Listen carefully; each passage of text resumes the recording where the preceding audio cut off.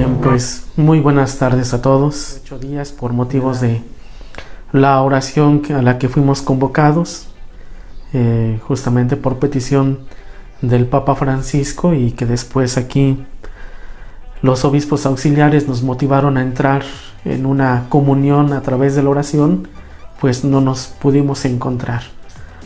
Creo que es importante también como hacer una introspección en nuestra vida personal, en nuestra vida comunitaria y también en nuestra vida social.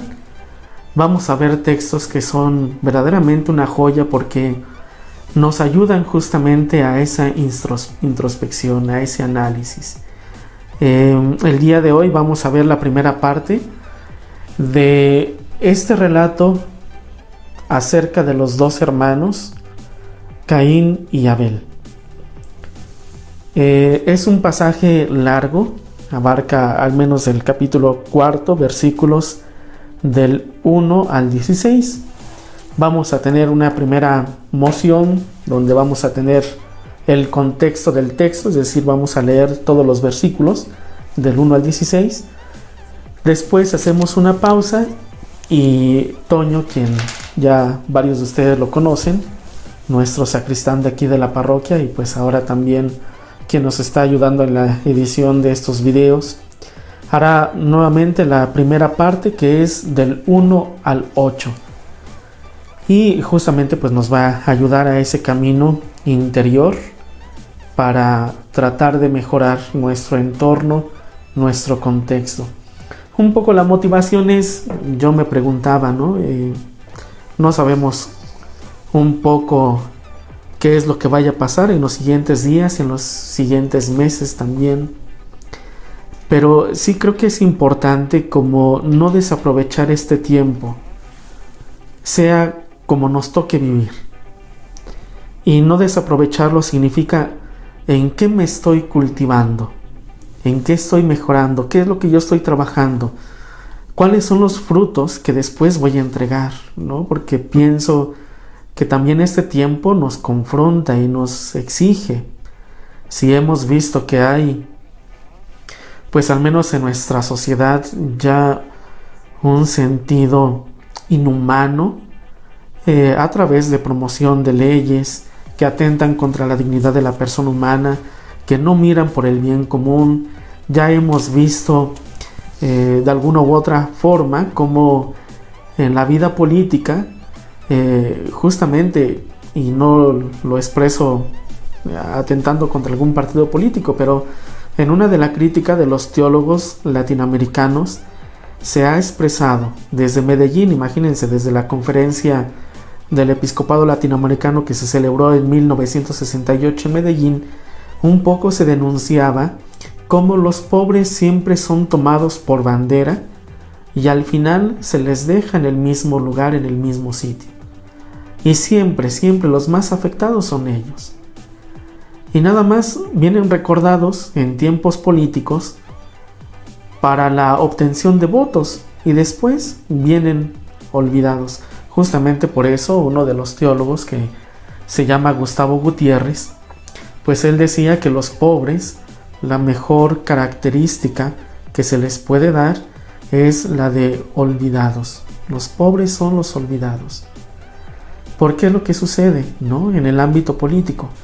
Claro, afortunadamente pues hay personas de buena voluntad que se ocupan, que nos ayudan, justamente son mediadores para tratar de ayudarlos, de apoyarlos en este tiempo de crisis, en este tiempo de pandemia, y siempre ha habido personas generosas que donde el gobierno no llega o donde el gobierno se les olvida, pues están allí presentes. No se diga pues de nuestra iglesia, ¿verdad? Que pese a todas sus características, pues de alguna u otra forma también se hace presente y palpable para extender la mano. En ese sentido, pues hoy quisiera que entonces iniciáramos con este texto. Yo espero que nos ayude, porque hoy quisiera tocar un punto, y el punto es cómo gran parte de los descalabros que existen a nivel social, eclesial y familiar tienen mociones que podríamos entenderlas no en un ámbito de la fe, sino en rasgos humanos. Un poco cuando uno se pone a repensar, a analizar lo que sucede, los descalabros, por qué no fructifican los proyectos, un poco vamos a ver que muchos de los factores que están allí presentes no son factores de fe, sino son factores meramente humanos. Como hoy vamos a ver en esta primera parte de este relato, ojalá que pues sea de provecho para todos, ojalá que nos ayude a ese camino de introspección y que verdaderamente pues de aquí vaya surgiendo aquel hombre y aquella mujer transformada, porque hay una revisión propia, hay una apertura en la gracia de Dios a través de la oración y a la forma como también Dios obra de manera misteriosa, y que justamente al término de todo este periodo pues podamos presentarle a Dios: esto es lo que yo trabajé en este tiempo, estos son los frutos que yo te quiero presentar. No sea que nos vaya a pasar como aquella parábola de los talentos, donde recibimos los talentos y lo que hicimos fue irlos a enterrar. Así que vamos a prepararnos para esta lección divina. En el nombre del Padre, y del Hijo, y del Espíritu Santo. Amén. Caín y Abel. El hombre se unió a Eva, su mujer, la cual quedó embarazada y dio a luz a Caín, pues decía: gracias a Yahvé he podido tener un hijo. Después dio a luz al hermano de Caín, Abel. Abel fue pastor de ovejas y Caín labrador. Pasado algún tiempo, Caín presentó a Yahvé una ofrenda de los frutos de la tierra. También Abel le hizo una ofrenda, sacrificando los primeros nacidos de sus rebaños y quemando su grasa. A Yahvé le agradó a Abel su ofrenda, mientras que le desagradó Caín y la suya. Caín entonces se enojó mucho y su rostro se descompuso. Yahvé le dijo: ¿por qué te enojas y vas con la cabeza agachada? Si tú obras bien, tendrás la cabeza levantada. En cambio, si haces mal, el pecado está agazapado a las puertas de tu casa. Él te acecha como fiera que te persigue, pero tú debes dominarlo. Caín dijo después a su hermano: vamos al campo. Y cuando estuvieron en el campo, Caín se lanzó contra Abel y lo mató. Yahvé dijo a Caín: ¿dónde está tu hermano Abel? Y él respondió: no lo sé. ¿Soy acaso el guardián de mi hermano?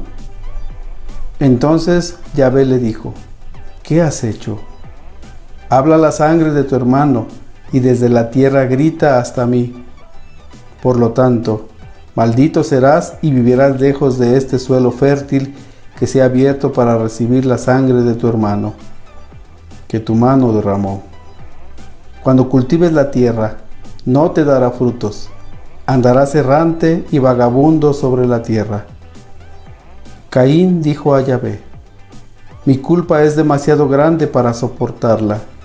Ya que tú me arrojas de esta tierra, tendré que ocultarme de tu presencia y andar errante y fugitivo, vagando sobre la tierra, y cualquiera que me encuentre me matará. Yahvé le dijo: no será así. Si alguien te mata, yo te vengaré 7 veces. Y Yahvé puso una señal a Caín para que no lo matara el que lo encontrara. Caín salió de la presencia de Yahvé y habitó en el país de Nod, al oriente del Edén. Muy bien, pues todo ese es el texto que tenemos que analizar, que tenemos que disfrutar. Y entonces en este día vamos nuevamente a escuchar el texto, pero ahora de los versículos del 1 al 8, que son los que vamos a analizar en este jueves. Vamos pues a poner otra vez atención al texto. Caín y Abel. El hombre se unió a Eva, su mujer, la cual quedó embarazada y dio a luz a Caín, pues decía: gracias a Yahvé he podido tener un hijo. Después dio a luz al hermano de Caín, Abel. Abel fue pastor de ovejas y Caín labrador. Pasado algún tiempo, Caín presentó a Yahvé una ofrenda de los frutos de la tierra.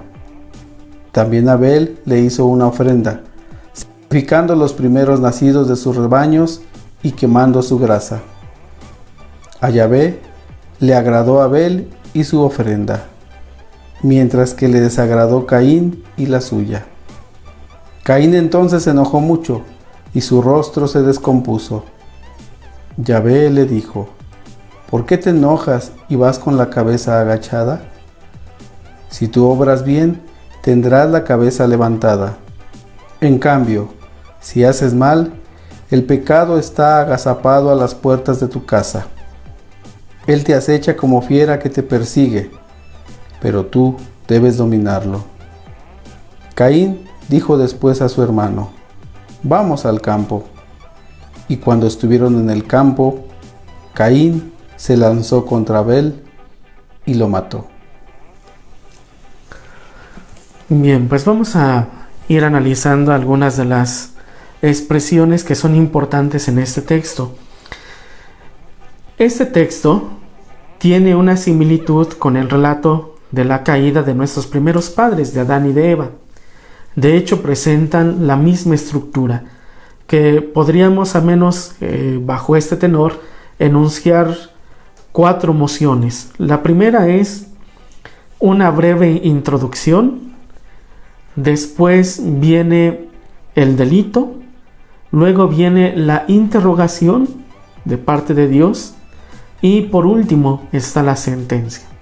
Entonces hoy nosotros vamos a ver las primeras 2 partes, ¿no?, que son la introducción y el delito, para el próximo jueves ver la interrogación y la sentencia. Entonces,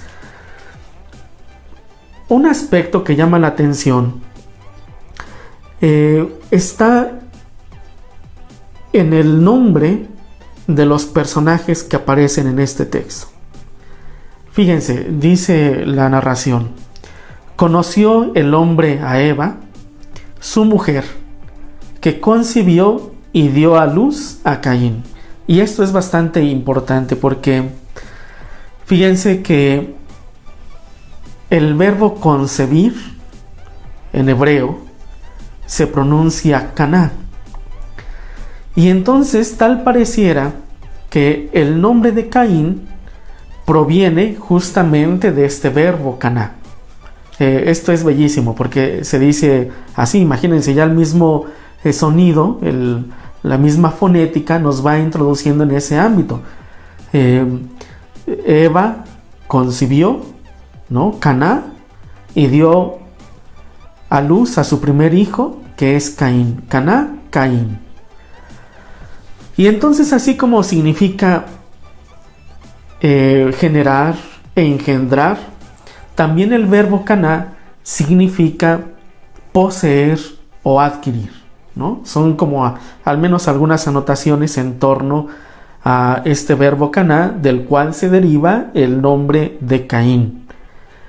Después tenemos una primer acción de gracias elevada a Dios, donde, fíjense que esto es bellísimo porque la mujer, cuando ve a su hijo, realiza esta expresión elevada a Dios. La vida permite que Eva se acerque al Dios viviente, al Dios de la vida, y por eso expresa: he tenido un varón, gracias a Dios, ¿no? Esta es una traducción similar a la que escuchamos en la Biblia latinoamericana. También, bueno, para quien le interesa, ¿verdad?, está esta Biblia católica para los jóvenes, que pues creo que ayuda, tiene una traducción muy amable, muy afable para los jóvenes. Y la más selecta pues es la de la Biblia de Jerusalén, ¿no?, que dice: he adquirido un varón con el favor de Yahvé, ¿no? De hecho, un poco al hacer la traducción en hebreo, diría: he adquirido o he dado un varón por medio de Yahvé. por medio de Yahvé, por medio de Dios. Es decir, Dios es la fuente de la vida.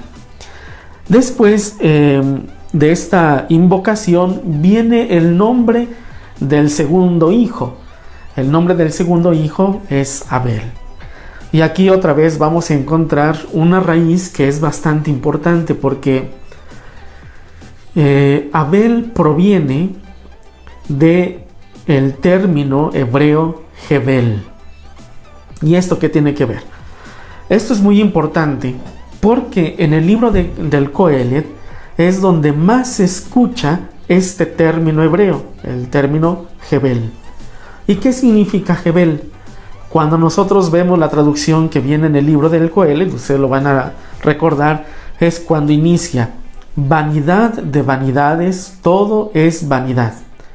Y justamente vanidad viene de este término, es la traducción de Hebel. Pero también tiene otros significados que son bastante importantes e interesantes, porque Hebel alude a algo que es efímero, a algo que es pasajero. De hecho, un poco la descripción que realizan pues algunos especialistas en torno al vocabulario hebreo radica en figurar este término Hebel bajo la figura del sereno del césped, ¿no? O por ejemplo el rocío matinal. Es algo que está en un momento y al ratito ya desaparece conforme va avanzando el tiempo y las horas. Eso es Hebel. Por eso, vanidad de vanidades, que viene utilizado en el libro del Coelet, ¿qué es la vanidad? Es algo pasajero, es algo efímero, es algo que ahorita está y al ratito desaparece. Allí es donde vendría utilizado pues este término en el libro del Coelet. Y aquí justamente dice este biblista, yo les recomiendo a quien le interesa y a quien tiene la posibilidad, ¿verdad? Un comentario que nos ayudaría mucho para entender este relato es de Gianfranco Ravasi, quien es cardenal, a quien ya he citado en otras ocasiones, y él tiene su comentario sobre el libro del Génesis, me parece que son 2 tomos. Y también hay otro de un alemán que es Gerhard von Rath, ¿no? También ayudaría muchísimo para ir comprendiendo pues este texto, y se llama el Génesis. Bueno, y entonces les decía que Ravasi, al comentar este texto, expresa que Abel ya lleva en su nombre el drama de lo que va a acontecer. Esto es bellísimo, porque imagínense, si Hebel alude a una realidad pasajera, a algo que es momentáneo, justamente, ¿qué es lo que va a pasar con Abel? Pues al menos por lo que alcanzamos a ver en el texto, es que su presencia es así, es pasajera. Por eso es bellísimo ver esta interpretación, esta explicación. Abel ya lleva en sí mismo, en su nombre, el drama de lo que va a acontecer. Y luego viene entonces el ofrecimiento de los sacrificios o de las ofrendas. Hay que tener presente también otro dato que es bastante importante y bastante bello comprenderlo, porque fíjense que en los 2 hermanos, en Caín y Abel, están representadas los 2 modelos de vida social. Caín representa la vida sedentaria y representa también la agricultura. Justamente, ¿qué es lo que le va a ofrecer Caín a Dios? Le va a ofrecer las primicias o los primeros frutos de su cosecha, mientras que Abel representa la vida nómada y además representa el pastoreo, ¿no? ¿Dónde está la diferencia? Y al menos la diferencia está en que Abel ofrece un poco más. De hecho, es bellísimo ver el relato, porque dice: Caín presentó al Señor una ofrenda de los frutos de la tierra. Abel le ofreció también las primeras crías de su rebaño y hasta su grasa. Es decir, agregó un poquito más, dio un poco más. Y entonces aquí es donde viene el parteaguas, pues al menos en las decisiones de Caín. Fíjense cómo tiene este cambio, que es una descripción bastante bella, como lo ofrece pues el autor del relato, que pertenece a la tradición yavista. Es bellísimo porque hace la presentación psicológica de Caín. Entonces, cuando Dios miró con agrado la ofrenda de su hermano Abel, dice el texto, por lo cual se irritó Caín en gran manera y se abatió su rostro. Otras traducciones es que andaba cabizbajo, el rostro a tierra, ¿no? No tanto como un signo de adoración, sino un signo de pesar. Su rostro cambió, hay un cambio en torno a la personalidad de Caín. Y entonces, ante este rostro cabizbajo de Caín, fíjense cómo Dios interpela a Caín. Esto me parece bellísimo porque Dios le ofrece a Caín una oportunidad para que tome una decisión justa. Y por eso es bello, porque imagínense, tanto en el relato de la caída de nuestros primeros padres como en ese relato, la interrogación se presenta como un acto de misericordia de Dios. Lo vamos a ver dentro de 8 días, justamente en esa pregunta, cuando cuando Dios le dice a Caín, ¿dónde está tu hermano? En el relato de la caída de nuestros primeros padres dice, Adán, ¿dónde estás? El primero que interroga, el primero que pregunta siempre es Dios. Y fíjense cómo aquí se pone ante ese rostro abatido de Caín. El Señor le dice, ¿por qué te enfureces? ¿Por qué andas cabizbajo? ¿Por qué tienes tu rostro abatido? Si obraras bien, llevarías bien alta la cabeza, pero si obras mal, el pecado te acecha a tu puerta y te acosa, aunque tú puedes dominarlo. Y este es como un versículo central en este pasaje. Es central porque Dios le está ofreciendo esa oportunidad.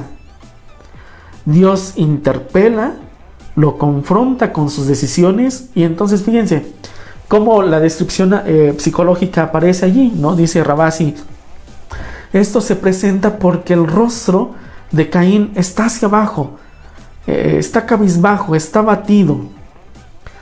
Lo que él está viviendo en su interior lo manifiesta en su exterior. Y entonces ya está obrando mal. Y fíjense que esto es importante porque Caín todavía no hace nada, pero ya está obrando mal. ¿En dónde? En su corazón, en su interior. Por eso el corazón, como les he dicho, tiene una importancia en la antropología bíblica, en la antropología judía, porque el corazón representa la sede de las intenciones, la sede donde se toman las principales decisiones, la sede hasta de las emociones. Y entonces imagínense, es Caín quien en esa interioridad ya está obrando mal, ya está decidiendo mal. Es lo que vamos a encontrar en los evangelios, justamente cuando dice Jesús, no es lo que entra lo que mancha al hombre, sino lo que sale de su corazón. Y justamente ahí es donde va a aparecer uno de los detalles que aparecen aquí descritos, ¿no? Que es la envidia. Bien, continuamos con el relato. Dice, en hebreo, la irritación es descrita como una ira devastadora, como el fuego.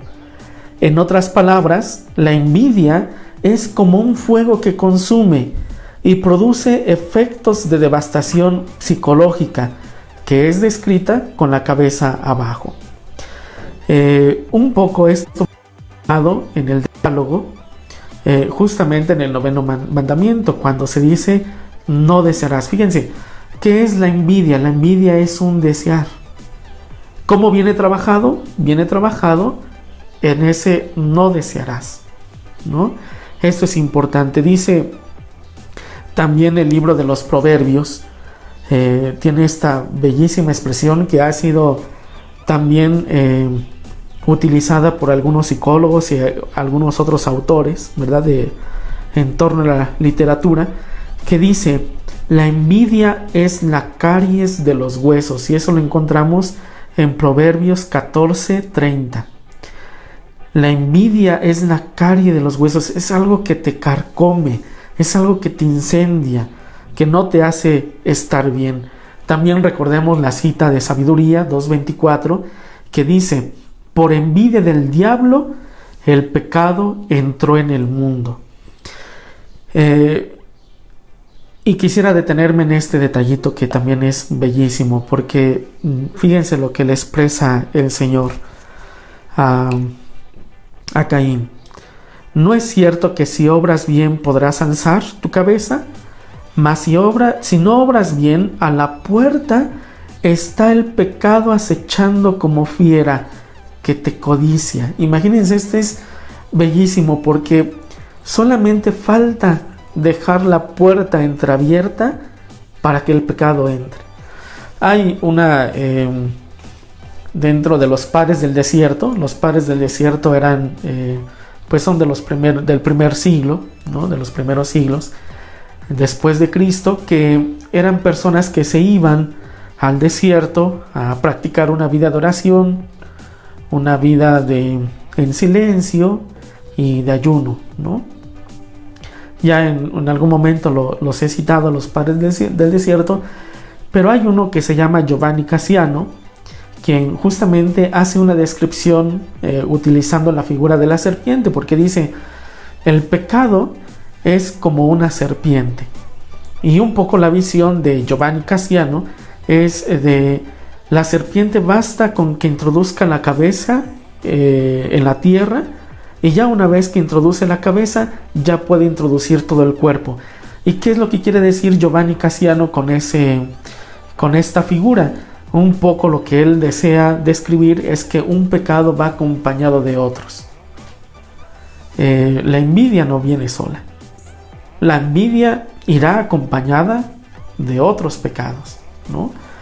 Por eso es bellísima esta descripción. Basta con que dejes entreabierta la puerta para que el pecado se introduzca en toda tu vida.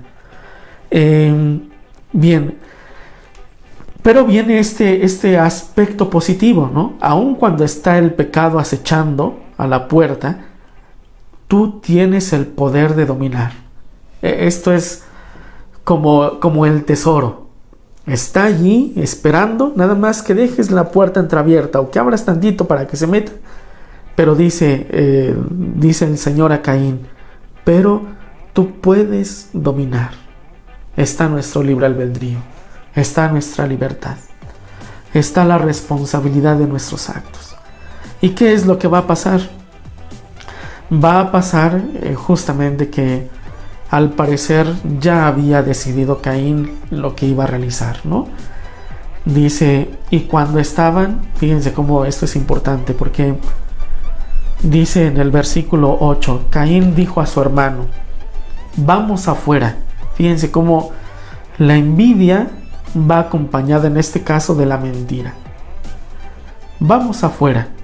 Y cuando estaban en el campo, se lanzó Caín contra su hermano Abel y lo mató.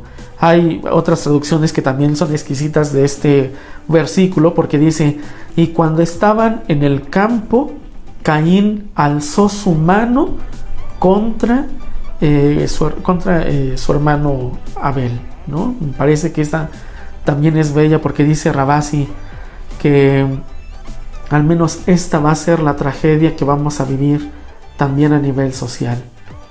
Es decir, la mano que se alza contra el propio hermano. Aquí quisiera nada más leerles esta expresión que dice: antes de acusar fuerzas externas a nosotros, debemos autodenunciarnos en un serio examen de conciencia. Esta expresión es también de este biblista que les he dicho, de Ravasi, Gianfranco Ravasi, porque a veces nosotros buscamos siempre culpables o responsables en torno a nuestros actos. Y por eso dice: antes de acusar fuerzas externas, Antes de que digas, no, pues es que fue por culpa de Dios que miró con agrado la ofrenda de Abel, de mi hermano. Antes de que digas, no, pues es que Abel ofreció la grasita que yo no podía ofrecer de mis frutos. Es bueno que te analices, que hagas ese examen de conciencia y veas cómo estás en tu interior. Justamente aquí es lo que dice Ravasi, ¿no? Se los leo de forma literal para que tengan la idea. En este acto se condensan, cuando Caín levanta la mano contra su hermano, en este acto se condensan millones y millones de otros gestos que se repartirán en la historia, que se repetirán en la historia. De esta forma inicia una especie de condenación de la violencia social que es deliberada, consciente y adulta. Entonces, ¿qué es lo que está diciendo Ravasi? Está diciendo que nuestras acciones vienen sí deliberadas. Cuando Caín abate su rostro, cuando va caminando cabizbajo, él está deliberando qué es lo que va a hacer contra su propio hermano. Es algo que viene consentido y que viene pues ya realizado de una forma adulta. Es una violencia que tantas veces es justificada con el nombre de justicia.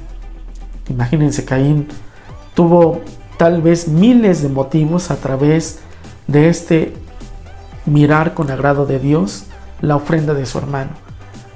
Y a lo mejor para Caín fue injusto. Fuiste injusto. Tal vez uno podría decir, yo fui el primero que te ofreció estas primicias, esta cosecha, y no me miraste con agrado, y en cambio la de mi hermano sí. Entonces, como fuiste injusto, ahora a mí me corresponde hacer justicia. En efecto, Caín quiere resolver que él experimenta una especie de injusticia cometida contra él. Y bueno, pues ya sabemos, ¿no?, que viene la muerte de su hermano. ¿Cómo lo podemos trabajar nosotros con estos datos que son interesantes? Yo quisiera ahora enfocarme en un ámbito psicológico que nos ayuden ya a través de las neurociencias y de la neuropsicología, pues se expresa que la envidia es una emoción. Hay quien llega a expresar que las emociones duran en promedio entre 2 a 5 segundos.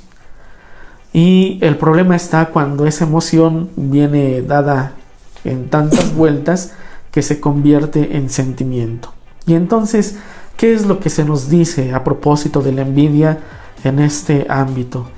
Se dice que es una emoción entonces que no solo implica anhelar lo que el otro tiene, sino querer atravesar el éxito del otro. Es procurar esa cierta felicidad o aquel determinado placer, ¿verdad?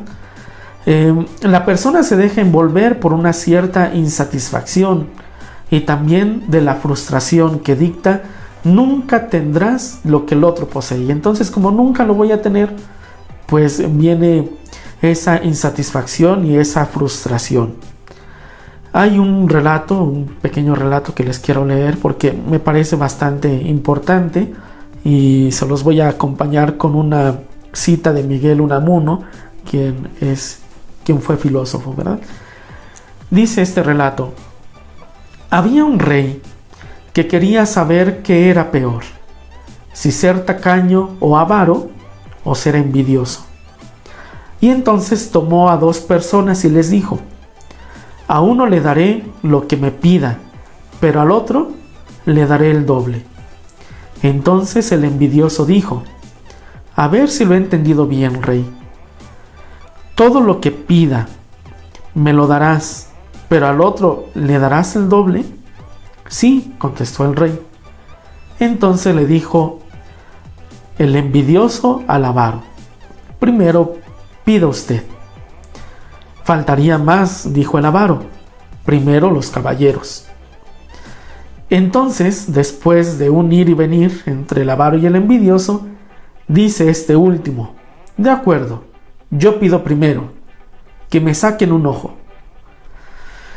La envidia es justamente esto. Es un sentimiento que destruye, que desea arrebatar el logro de un otro. Por eso la envidia también es descrita como un cáncer que nos lleva a un revanchismo social.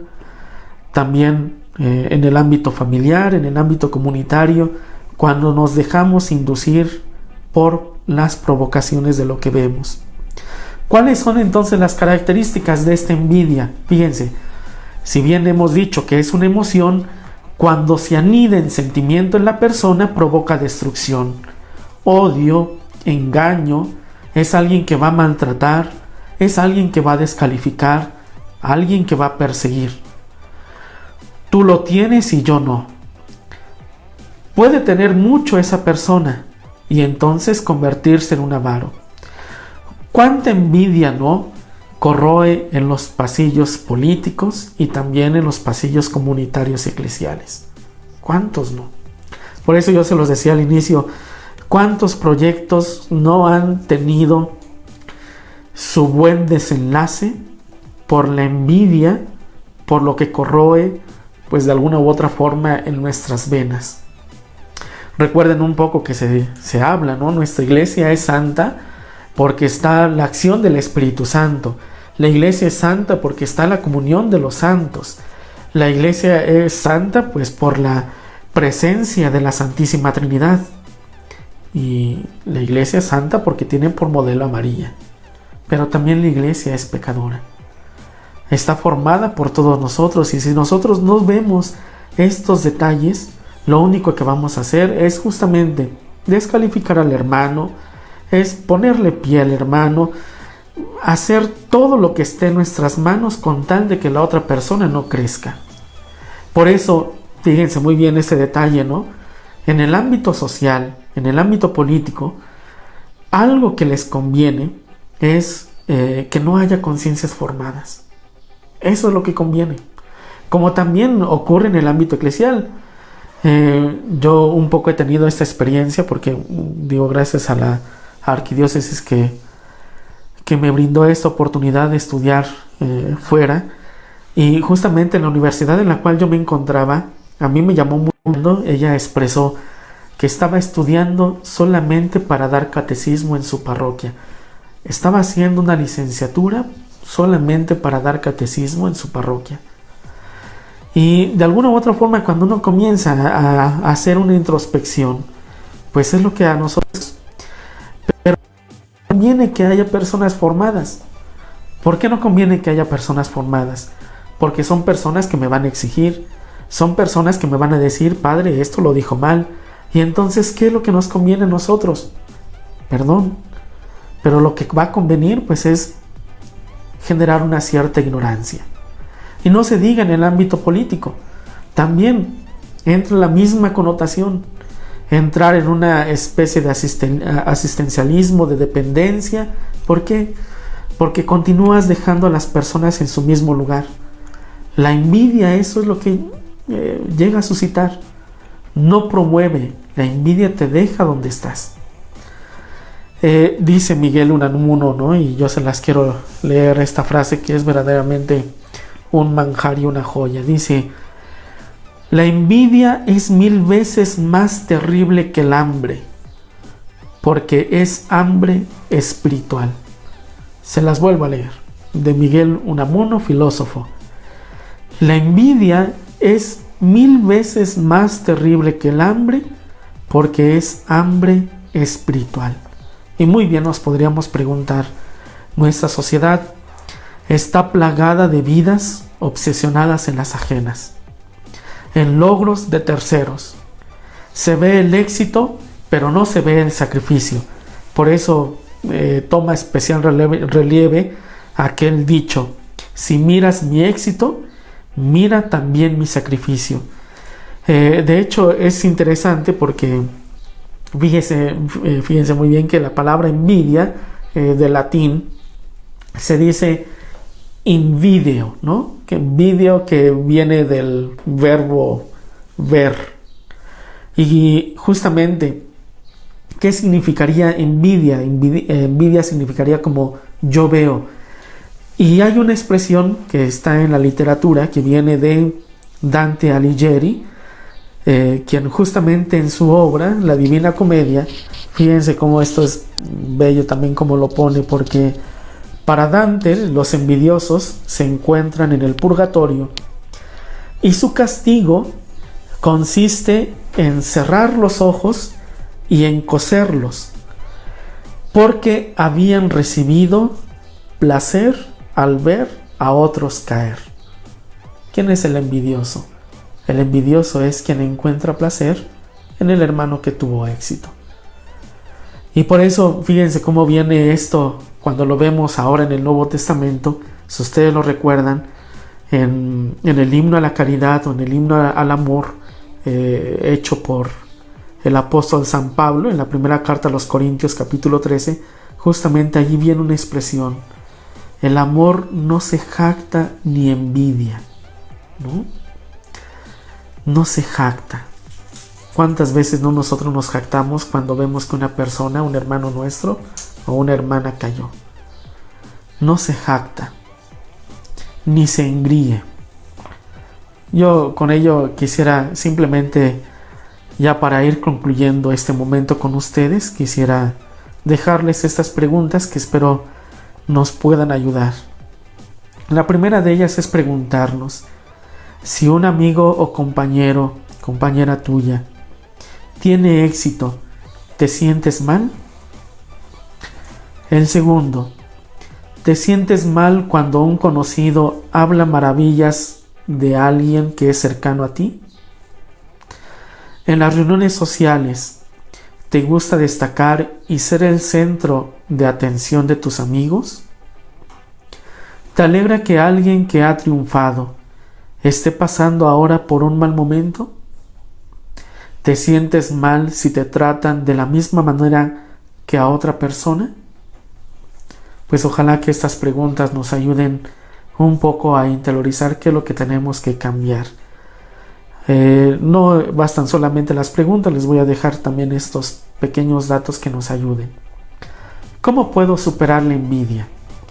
La envidia la puedo superar con la admiración. No es lo mismo envidiar que admirar. Admira a tu hermano. Si alguien está creciendo, si alguien está poniendo todo su empeño en algún trabajo, en algún estudio, admíralo. Admíralo y también felicítalo. Justamente es un camino de humildad, ¿no? El humilde sabe admirar y agradecer por la presencia del otro. 2. Ocúpate de ti. Valora lo que has hecho. Esfuérzate. Da un poco más de ti. Y busca los consejos de personas prudentes. Creo que esto ayudaría mucho, ¿no? Un poco cuando les cité a Giovanni Cassiano, él decía y expresaba que la grande tragedia de la envidia es que la grandeza de la persona humana viene disminuida por aquello que desea, ¿no? Es decir, yo pierdo mi grandeza por un objeto o por una virtud que otro tiene, y cuando en realidad pues no es así, ¿verdad? Entonces por eso pues este segundo punto es bastante importante. Ocúpate de ti, valora lo que has hecho, esfuérzate, da un poco más de ti, busca los consejos de personas prudentes. Y el tercer, y es como la corona de estos puntos: no seas repetidor de lo que recibiste. Creo que este es un aspecto bastante importante a considerar. A veces, por lo que nosotros recibimos, nos hacemos también partícipes o queremos hacer partícipes a otros de lo que justamente yo viví, ¿no? Si atravesé un mal momento, pues es lo que yo quiero que el otro viva, ¿no? Por eso en algún momento aquí en alguna reflexión se los había hecho hincapié, ¿no? De un trabajador que recibe el regaño exasperado de uno de sus jefes. Después él va a su casa, regresa a su casa, y ese regaño que recibió lo vuelve a repetir con su esposa. La esposa, al recibir el regaño de su esposo, se vuelve repetidora y lo hace con sus hijos. Por eso nosotros tenemos la posibilidad, otra vez vuelvo a ese punto, tú tienes la posibilidad de dominarlo. Te acecha, pero tú puedes dominarlo. Y justamente aquí es donde está, ¿verdad? No seas repetidor de lo que recibiste. Bien, pues esto es la primera parte de esta primera lección. Un poco la he querido hacer así para hacerla un poco más afable, y espero que les haya servido, que les haya ayudado, y que pues ahora nos empeñemos en un trabajo a lo largo de esta semana.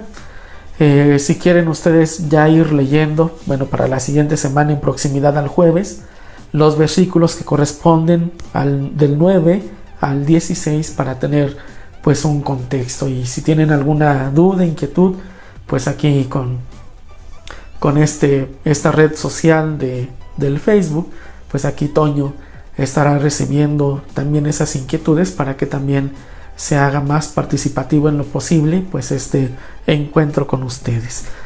Si entonces la envidia habla de una carencia y de una falta de autoestima, pues entonces vamos a hacer una oración, y con esto concluimos este encuentro, que es de la Madre Teresa de Calcuta, de una oración para saber amar. Dice: Señor, cuando tenga hambre, dame a alguien que necesite comida. Cuando tenga sed, dame a alguien que precise agua. Cuando sienta frío, dame a alguien que necesite calor. Cuando sufra, dame a alguien que necesite consuelo. Cuando mi cruz parezca pesada, déjame compartir la cruz del otro. Cuando me vea pobre, pon a mi lado a algún necesitado. Cuando no tenga tiempo, dame a alguien que precise de mis minutos. Cuando sufra humillación, dame ocasión para elogiar a alguien. Cuando esté desanimado, dame a alguien para darles nuevos ánimos. Cuando quiera que los otros me comprendan, dame a alguien que necesite de mi comprensión. Cuando sienta necesidad de que cuiden de mí, dame a alguien a quien pueda atender. Cuando piense en mí mismo, vuelve mi atención hacia otra persona. Haznos dignos, Señor, de servir a nuestros hermanos. Dales a través de nuestras manos no solo el pan de cada día, también nuestro amor misericordioso, que es imagen del tuyo. Así sea. En el nombre del Padre, del Hijo y del Espíritu Santo. Amén. Que tengan una buena semana. Dios los acompañe y bendiciones a sus hogares.